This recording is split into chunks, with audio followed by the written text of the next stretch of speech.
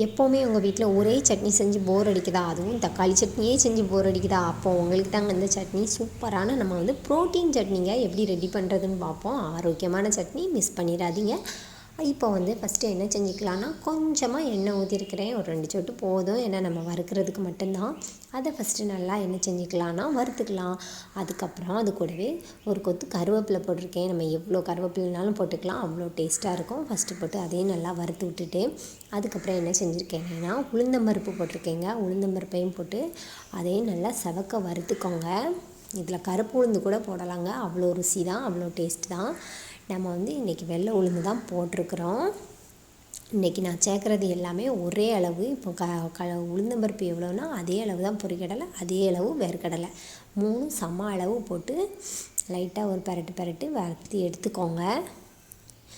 இப்போ பார்த்தாலே தெரியுங்க உங்களுக்கு, இந்த 3மே நமக்கு எவ்வளோ ப்ரோட்டீன் சத்துன்ட்டு. அதனால தான் இதுக்கு பேர் என்ன பேர், ப்ரோட்டீன் சட்னின்னு பேர் வச்சுருக்கோம். பார்த்திங்களா, இதில் நம்ம கொஞ்சம் கூட தேங்காயும் சேர்க்கலை, அப்படி தானே. அந்த டேஸ்ட் பாருங்கள், டேஸ்ட் அவ்வளோ டேஸ்ட்டாக இருக்கும் இந்த சட்னி. எடுத்துகிட்டு நல்லா ஆற வச்சு மிக்ஸி ஜாரில் போட்டு தேவையான அளவு உப்பும் போட்டுக்கிட்டோம், போட்டு அரைச்சி எடுத்துக்கலாம். அரைச்சி எடுத்தாச்சு. நம்ம தாளித்து ஊற்றிக்கலாம். இதுக்கு நான் தேங்காய் எண்ணெய் தாங்க ஊற்றிருக்கிறேன். தேங்காய் எண்ணெய் ஊற்றி தாளித்து பாருங்கள், சட்னியோட டேஸ்ட்டே வேறு லெவலில் இருக்கும். இப்போ இந்த சட்னி ரெடி ஆகிட்டு, எப்போவுமே நார்மலான தக்காளி சட்னி, தேங்காய் சட்னின்னு செய்யாமல் நம்ம பசங்களுக்கு சட்னிலையும் ஒரு வித்தியாசமாக ஆரோக்கியமான சட்னி நம்ம செஞ்சு கொடுத்துருவோம். அவங்களும் நல்லா சாப்பிடுவாங்கங்க. பெரியவங்களுக்கும் கொடுங்க, ரொம்பவே நல்லது.